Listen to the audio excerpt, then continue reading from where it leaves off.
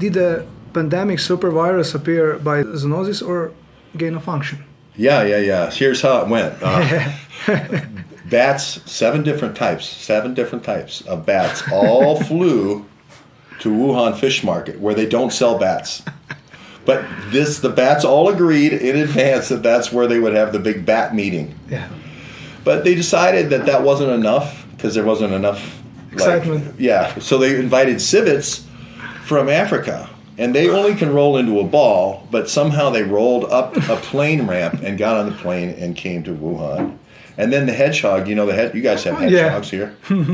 They got on a plane and they got over there to Wuhan, and then they had this big orgy. And that's how coronavirus happened. Even though they don't sell civets at that market, and they don't sell hedgehogs either. But all those pieces of DNA are in this virus. So to me, it's obvious that they've taken things. One, if you look at it from a bioweapons or bioagent point of view, it all starts making sense. If you know the hedgehog they've been using since World War I because you couldn't kill it with gas, right? Bayer and when they came out poison gas, you used the hedgehog because hey, if you can get the human to act like a hedgehog, hedgehog can eat a cobra, no problem, right? So there's the shield was the hedgehog, but maybe the bats also don't have an immune system that does what they call a cytokine storm that causes death. So you could test all you want and not kill your subjects if you use different kinds of bats.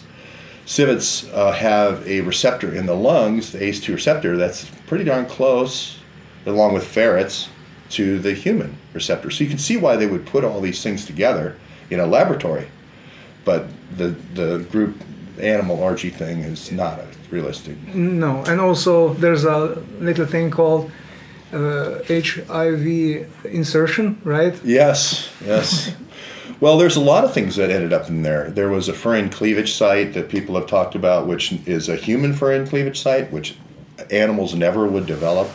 So that didn't make any sense. The Nobel laureate David Baltimore, when he first saw the furin cleavage site, said that's the smoking gun, that it's a bioweapon. So there's a lot going on there. But I wanted to go back to the thing I was talking about with the epidemiology. The State Department later came out with the cluster analysis and said the Wuhan Games was the first big cluster of the breakout, verifying what we said 2 years later. 2 years later, so the speculation... You were a big conspiracy theorist, and now all of a sudden you're right? My new nickname is Conspiracy Theorist Who Was Proven Right.